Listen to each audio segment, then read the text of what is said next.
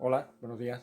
Esta es la parte 9 del tema de la diferencia entre la doctrina católica y evangélica, basada o a raíz, surge a raíz de la Reforma Protestante. Y hoy voy a tratar el tema del nuevo nacimiento. El nuevo nacimiento es una de las enseñanzas más importantes dadas por Jesús sobre el tema de nuestra salvación y que la religión católica, la doctrina católica, por lo menos de lo que yo sé, apenas ha enseñado a través de los tiempos, en los tiempos que ha dominado, sobre todo en este mundo. Cuando en España te preguntaban si eres cristiano, queriendo saber si eras un cristiano verdadero, ¿no? Tú eres cristiano, pero cristiano de los que están comprometidos, involucrados, o un cristiano de verdad, eh, no solamente por ser español, por haber nacido en España y ser, o tener una identificación patriótica en ese sentido, ¿verdad? Pues se solía decir o escuchar, aún todavía a veces se puede escuchar el tema de soy cristiano practicante. De esa forma ya se dejaba más o menos claro que los que decían eso eran los que iban a misa o el que rezaba, el que se confesaba, el que cumplía ciertos requisitos de la religión católica, ¿no? Pero lo que hemos aprendido directamente de la Biblia, eh, sin mm, uh, otros conocimientos extras o aportaciones extras fuera de ella, pues hemos conocido el camino que la Biblia traza para el cristiano y para el cristiano que quiere ser cristiano verdadero, ¿verdad? El que quiere ser cristiano, no solo tener el nombre de cristiano, sino serlo. Eh, y no por pertenecer a una cultura concreta o haber nacido en un lugar determinado. Ese camino está muy claramente expuesto y presentado en las escrituras. El cristiano no es el que hace ciertas cosas, ni tampoco es el que proclama o el que recita ciertos credos, ni siquiera el que tiene en su boca de continuo el nombre de Jesús o el nombre del Señor, sino el que es del Señor, pertenece al Señor, porque tiene al Señor en su corazón, en su vida. Jesús mismo lo dejó claro así a los discípulos. En Mateo 7, 20 al 23 dice, así que por sus frutos los conoceréis. No todo el que me dice, Señor, Señor, entrará en el reino de los cielos, sino el que hace la voluntad de mi Padre que está en los cielos. Muchos me dirán en aquel día, Señor, Señor, no profetizamos en tu nombre, y en tu nombre echamos fuera demonios, y en tu nombre hicimos muchos milagros. Y entonces les declararé, nunca os conocí, apartaos de mí, hacedores de maldad. Por un lado hay que ver el propósito de todo esto, o el fin de esto, entrar en el reino de los cielos. ¿Eh? Si no, perdón, no todo el que me dice, dice el Señor, Señor, Señor, entrará en el reino de los cielos. Así que aquí se ve un propósito o un fin de todo este asunto, entrar en el reino de los cielos.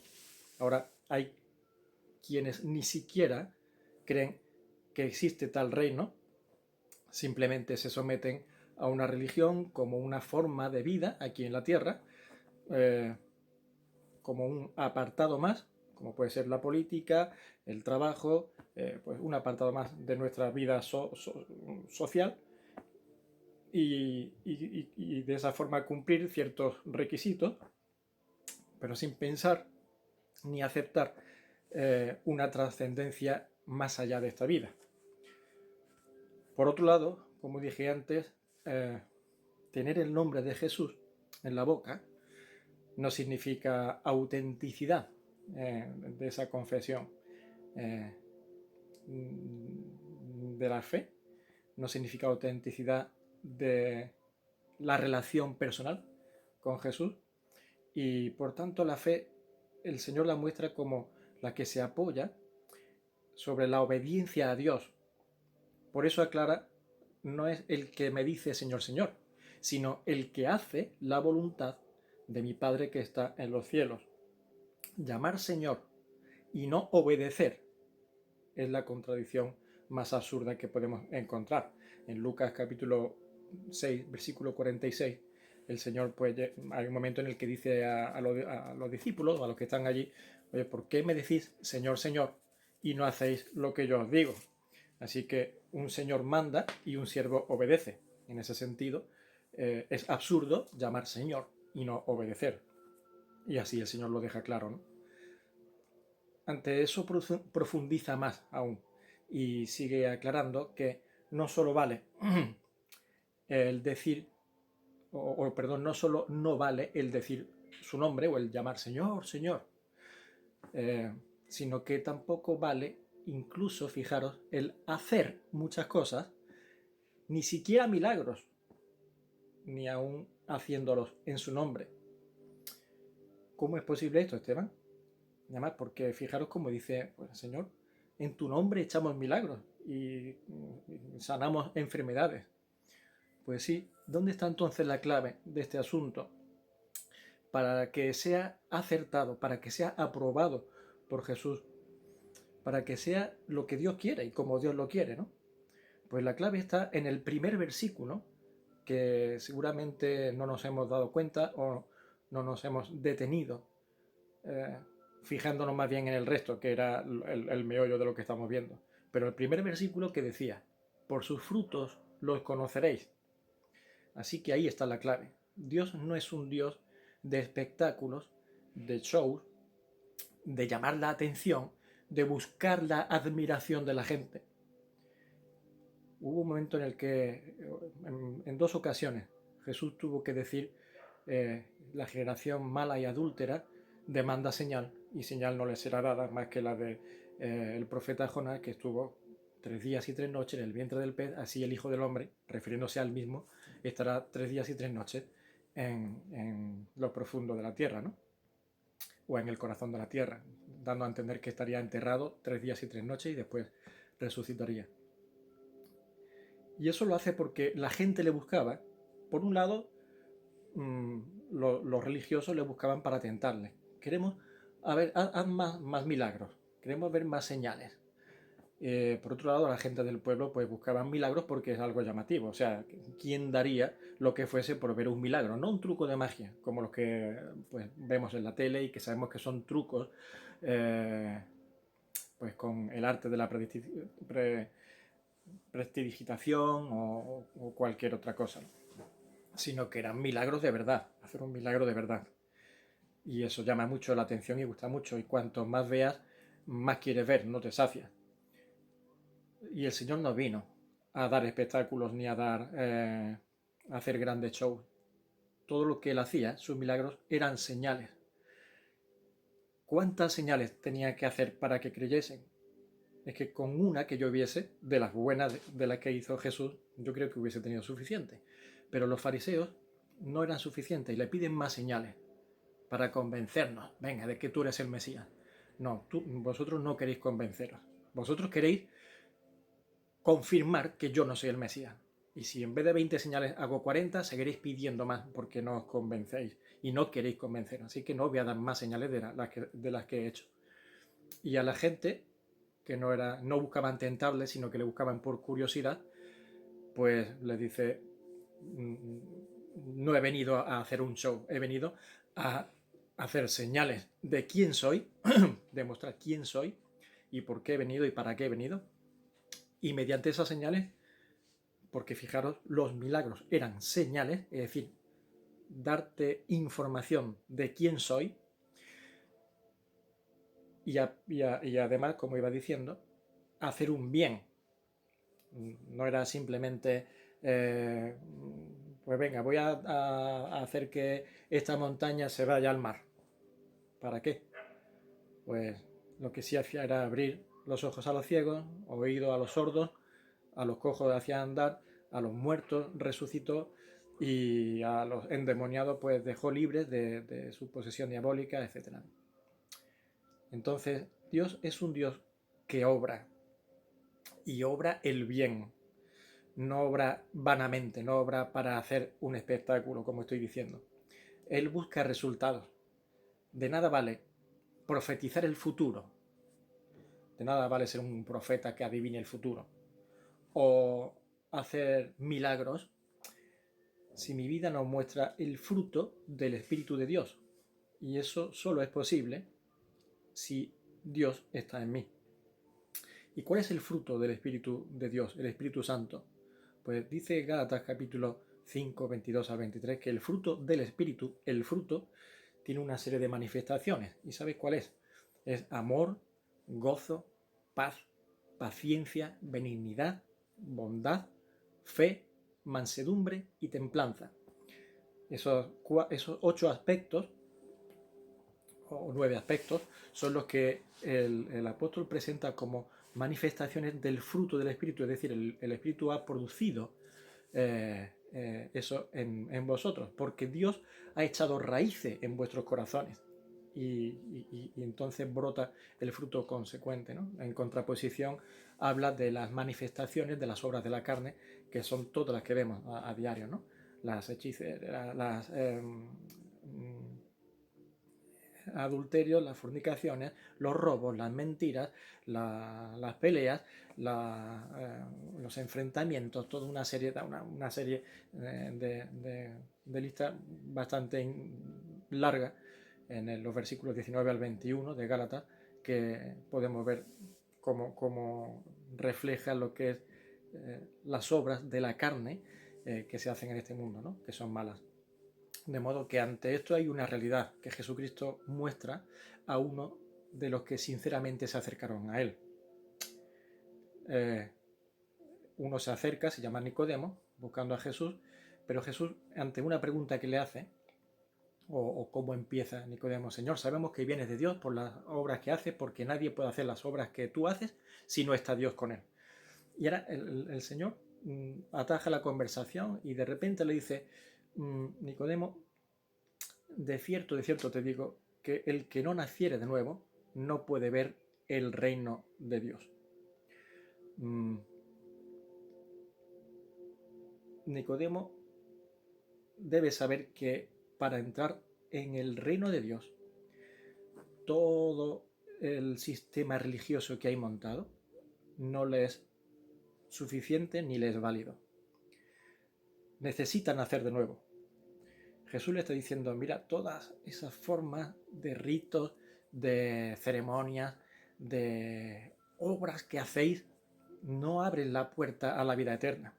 No abren las puertas del cielo para entrar en el reino de los cielos.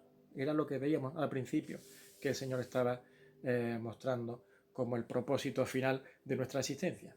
Las cosas de la carne se quedan en la carne y son para la dimensión de la carne, y se desarrollan en la carne y en el escenario de la carne. Se refiere a lo material, a lo físico. Pero las dimensiones del espíritu solo pueden ser alcanzadas, experimentadas, desarrolladas en el espíritu. Por tanto, tu creación física y sometido a lo material y a lo terrenal debe ser regenerado, debe ser creado de nuevo, una nueva naturaleza, es decir, tienes que nacer de nuevo. Ante eso, pues Nicodemo le hace la pregunta más lógica y más normal que puede surgir en cualquier persona: ¿eso cómo se hace? ¿O eso cómo puede ser?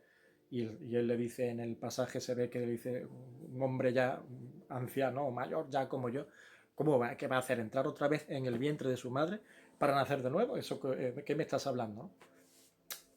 Bueno, la respuesta del Señor muy completa, muy interesante, lo podéis ver en Juan capítulo 3.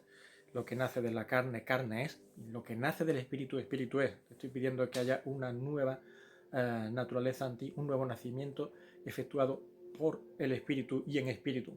Tu carne no va a volver a nacer, tienes que nacer tu ser, tu entidad, tu identidad. Y todo empieza en Dios y su obra. Fijaros que dice: nadie, el Señor le está diciendo a Nicodemo, nadie subió al cielo, sino el que descendió del cielo, el Hijo del Hombre que está en el cielo.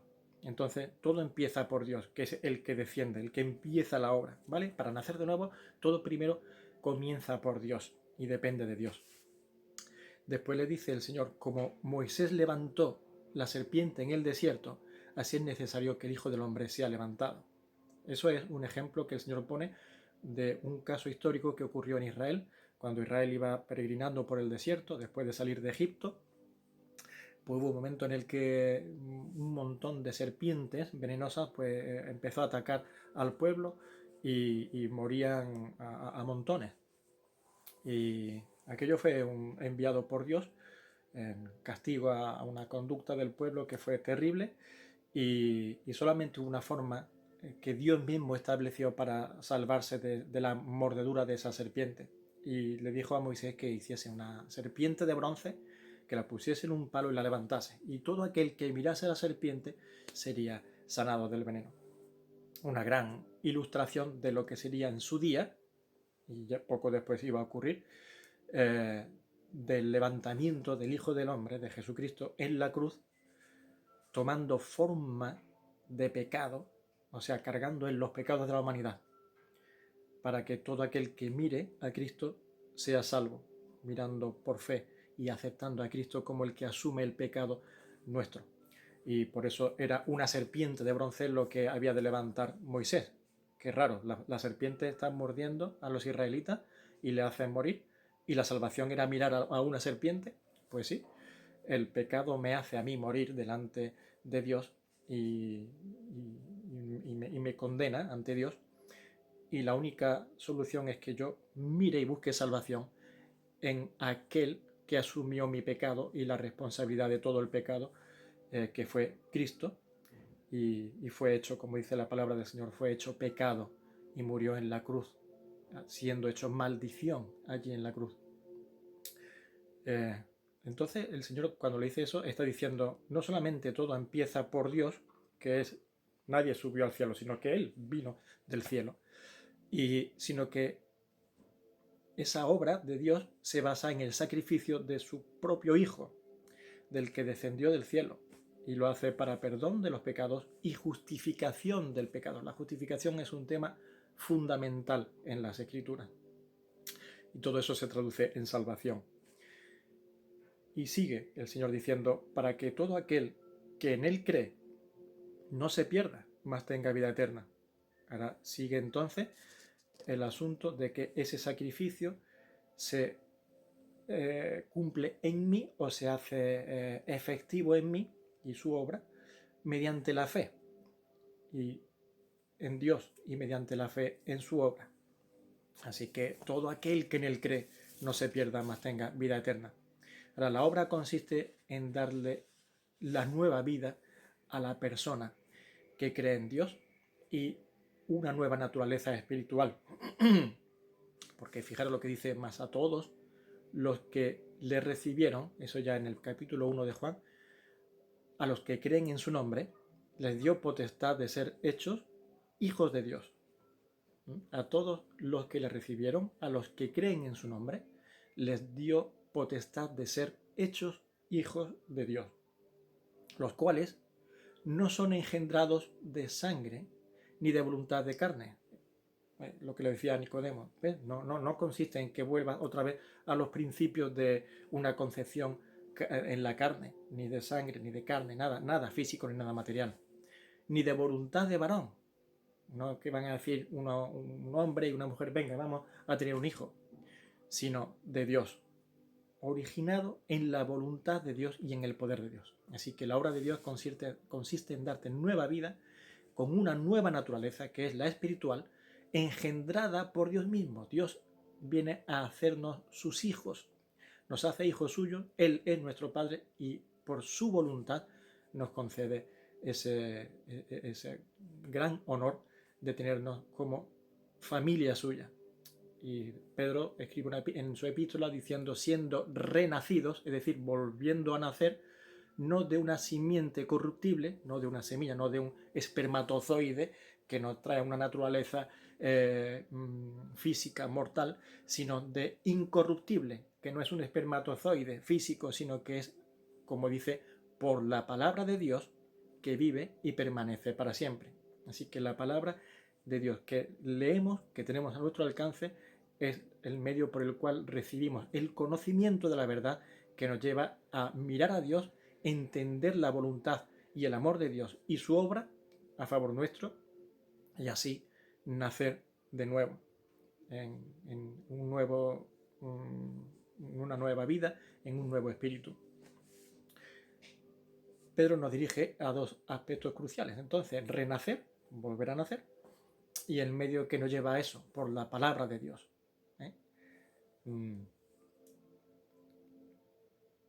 Recordad que el primer vídeo de toda esta serie hablaba de la palabra de Dios. Nos estamos basando sola y exclusivamente en la Biblia.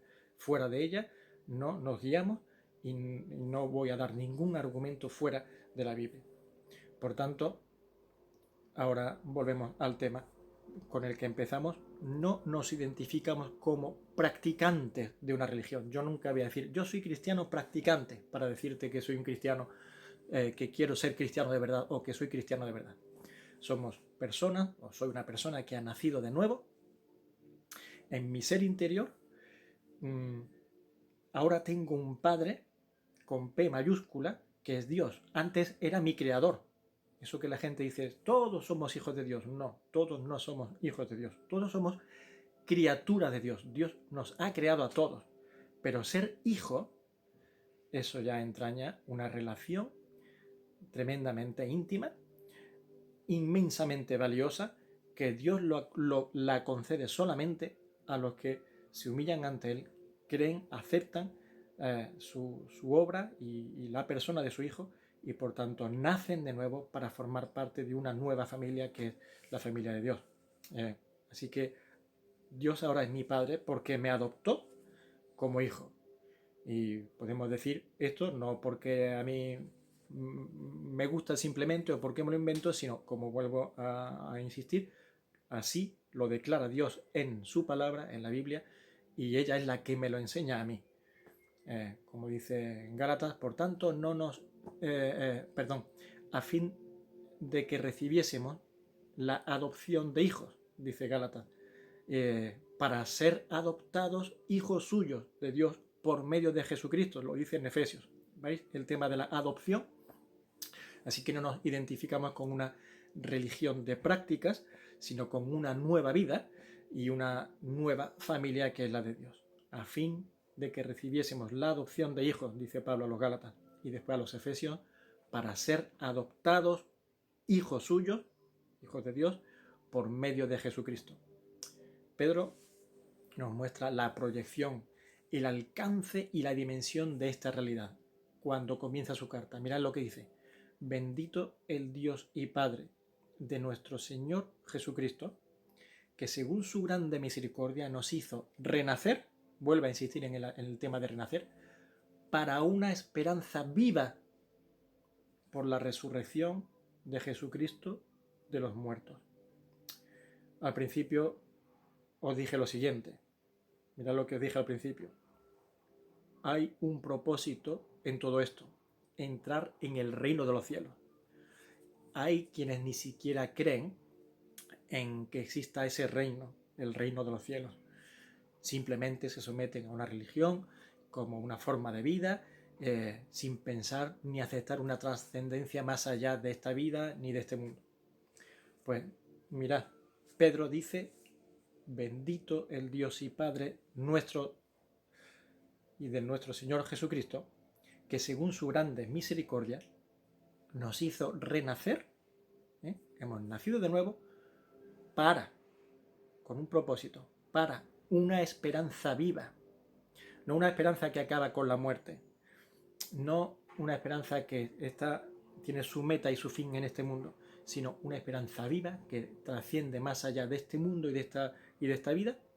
¿Por qué? Por la resurrección de Jesucristo de los muertos. Si creo en Jesucristo y Jesucristo resucitó, me da garantía, confianza y fe para saber que de la misma forma hay mucho más allá de lo que pensamos o que piensa el mundo sometido a esta visión terrenal limitada. Hay una nueva vida, hay una eternidad delante nuestra y la afrontamos con una esperanza, por tanto, viva y que tendrá su forma completa cuando aquí se acaben mis días y parta de este mundo. Así que toda nuestra andadura de fe tiene una meta y es estar con Cristo para siempre en espíritu, alma y cuerpo. No es una religión, no es un apartado más de nuestros esquemas mentales sociopolíticos. Es nueva y verdadera vida eterna. Y dice el Señor, orando en sus últimos momentos antes de ser crucificado, en últimos días, y esta es la vida eterna, y lo dice orando al Padre, esta es la vida eterna, que te reconozcan a ti, a Dios, el único Dios verdadero, y a Jesucristo, a Él, a quien has enviado. Juan capítulo 17, versículo 3. Esa es la vida eterna. Un fuerte abrazo y el Señor os bendiga. El próximo tema será uno muy interesante que viene a colación a todo esto y es el conflicto entonces que puede surgir entre fe y obras, entre creer y hacer cosas buenas. Os espero para la próxima. Como digo, el Señor os bendiga.